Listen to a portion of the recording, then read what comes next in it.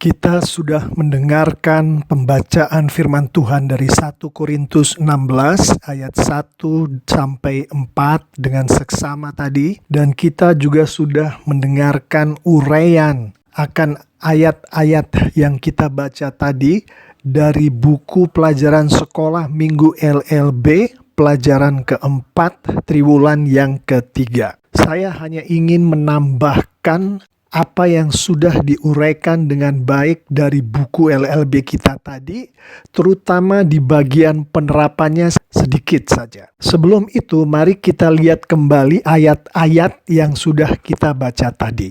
Dari ayat 1, kita tahu bahwa kepedulian kita akan kebutuhan gereja lain adalah dalam konteks pengumpulan uang.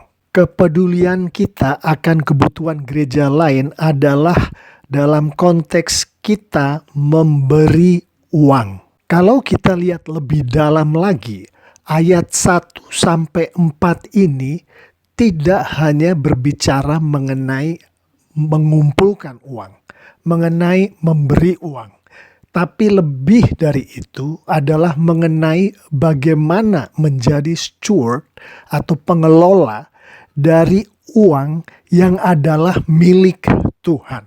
Semua uang yang ada di dunia ini adalah milik Tuhan. Di ayat yang kedua, firman Tuhan menunjukkan bahwa pengumpulan uang atau memberikan uang itu dilakukan tiap hari pertama dari tiap-tiap minggu. Di sini kita melihat adanya kesistematikan, keteraturan di dalam menyisihkan sesuatu yang dalam hal ini adalah uang. Menyisihkan uang adalah satu sisi daripada mata uang koin. Kita ambil contoh mata uang koin. Sisi yang lain dari itu, untuk bisa menyisihkan, maka orang harus menghasilkan dulu sesuatu itu, menghasilkan uang. Alkitab menunjukkan bahwa kita sebagai anak-anak Tuhan, Tuhan mau kita untuk bekerja untuk menghasilkan uang. Dari uang hasil dari pekerjaan kita itu, kita sisihkan.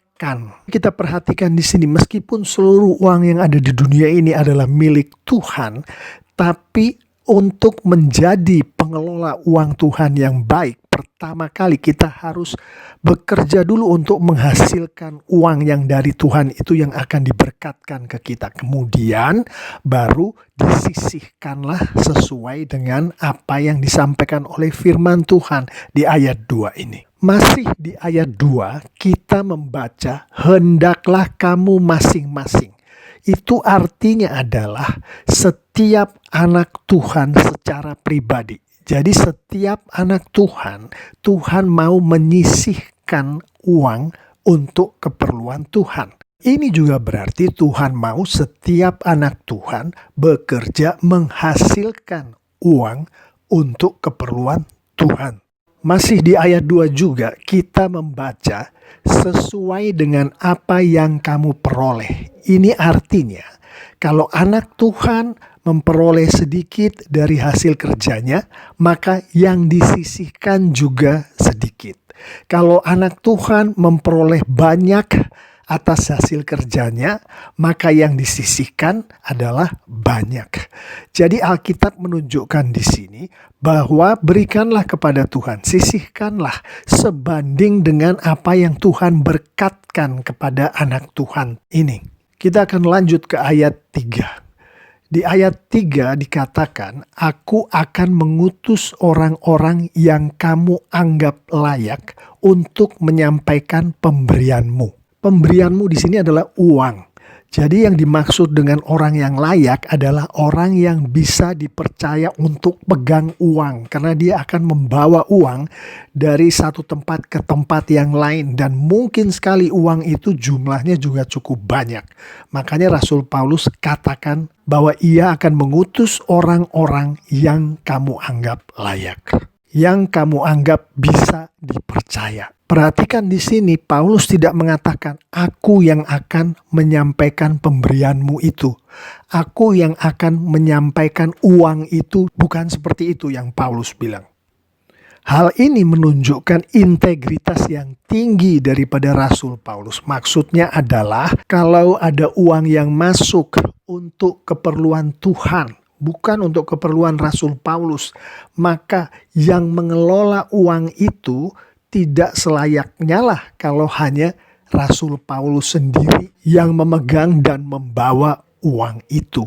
Tapi harus ada orang lain juga, orang yang dipercaya, yang bersama-sama dengan Rasul Paulus turut mengelola uang ini, turut menyampaikan uang ini.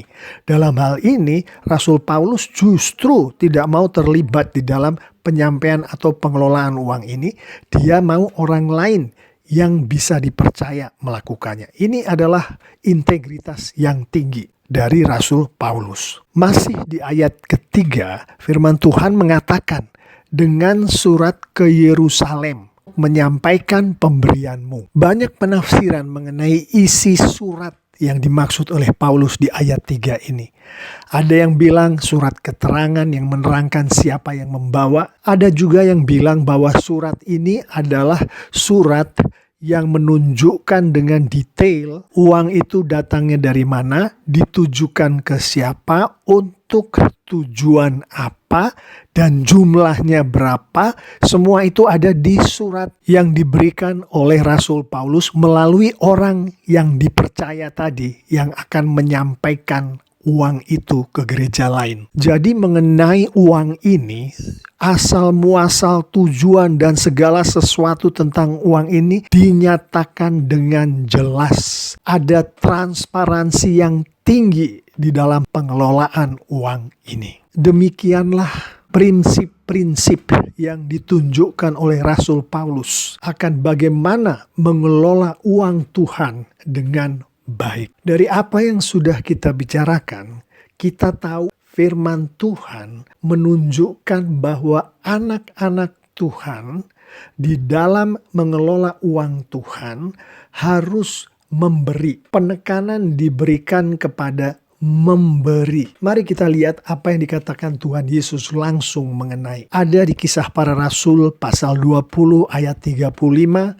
Apa yang disampaikan Tuhan Yesus adalah sebagai berikut. Adalah lebih berbahagia memberi daripada menerima. Mari kita lihat firman Tuhan ini. Ketaatan kita akan apa yang dikatakan oleh Tuhan Yesus ini menunjukkan kedewasaan rohani kita. Semakin taat pada firman Tuhan, semakin taat pada apa yang Tuhan Yesus katakan mengenai memberi, maka semakin dewasalah kerohanian seseorang. Saya akan menutup dengan sebuah pertanyaan. Seberapa dewasa kerohanian Anda? Apakah ada keteraturan di dalam Anda memberi? Artinya di dalam Anda menerima, artinya di dalam Anda menghasilkan uang. Kalau masih belum, artinya keteraturan masih belum tinggi derajatnya, maka penerapan pertama adalah secara teraturlah menghasilkan dan secara teraturlah menyisihkan uang untuk keperluan Tuhan. Aplikasi kedua adalah penekanan pada memberi. Anak-anak Tuhan harus memberi, itu yang dimaui oleh Tuhan. Sudah seberapa jauhkah kita memberi? Sebandingkah pemberian kita dengan apa yang Tuhan berkatkan kepada kita sebagai penghasilan kita? Kalau masih belum sebanding, aplikasi kedua adalah lakukanlah sedemikian rupa sehingga pemberian kita sebanding dengan penghasilan kita. Aplikasi yang ketiga, di dalam mengurus uang, terutama kalau uang itu bukan hanya milik kita saja, tapi ada kepemilikan dari orang lain, khususnya kepemilikan dari Tuhan. Tiap uang yang kita punya udah pasti milik Tuhan. Maka di dalam atau mengelola uang, meskipun uang itu penghasilan kita sendiri, Tuhan yang memiliki loh. Jadi di dalam kita mengelola uang itu harus ada elemen integritas di dalamnya. Pakailah uang sesuai dengan tujuan Tuhan memberikan uang itu kepada kita. Bagaimana kita tahu tujuan Tuhan memberikan uang kepada kita? Berdoalah, baca Alkitab. Bersekutulah dengan teman-teman seiman. Dari situ Tuhan akan berbicara kepada kita mengenai apa yang Tuhan mau atas uang yang Tuhan berkatkan ke kita. Dan aplikasi yang terakhir adalah transparansi. Kembali, ini adalah uang Tuhan. Di dalam mengelolanya kita harus transparan. Kita tahu masuknya dari mana, kita bukukan. Kita tahu tujuannya kemana, kita bukukan. Kita tahu alokasinya bagaimana, kita bukukan. Yang dimaksud dibukukan ini dicatat, ditulis. Demikianlah tambahan paparan dan tambahan penerapan dari pelajaran 4 ini. Amin.